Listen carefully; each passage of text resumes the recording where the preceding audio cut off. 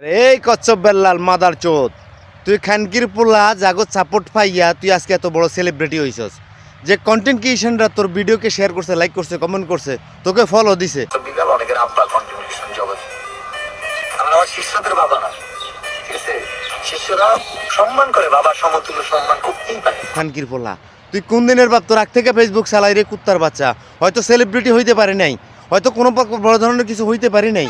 তোর জন্মের আগ থেকে আমরা ভিডিও চালাই, ভিডিও করি। তোর জন্মের আগ থেকে ফেসবুক চালাই শুয়োরের বাচ্চা। তুই কন্টেন্ট ক্রিয়েশন কো বাপ, আবার তোর ভিডিও করতে গেলে তোর ইজ্জত লাগে। তুই আবার এগো গালাগালি দাস খানকির পোলা। ওপেনলি বলতেছি, আমি এখন একটু ওইখানে যাবো, 10টা মিনিট সময় দিব। যে মোবাইল নিয়ে আমার মানে মোবাইল টোবাইল ভিডিও নিয়ে একদম আমার আবো, ও হলো খানকির পোলা, শহরের বাচ্চা।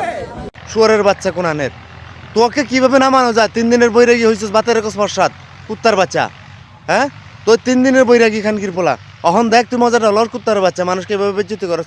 যারা তোকে লাইক কমেন্ট করছে, শেয়ার করছে, আর বিনীতভাবে যারা তাকে ফলো করছো, তাদের প্রত্যেকে তার কাছ থেকে ফলো তুলে নাও। শুয়োরের বাচ্চার কাছ থেকে তাকে প্রত্যেকের আনফলো করে দাও। এটা সব কন্টেন্ট ক্রিয়েশনের কাছে আমার অনুরোধ রইল। আর যারা যারা তার ভিডিওকে শেয়ার করছো, প্রত্যেকটা শেয়ার ক্রস করে দাও, প্রত্যেকটা শেয়ার ডিলিট করে দাও। প্রত্যেকের কাছে আমার অনুরোধ রইল।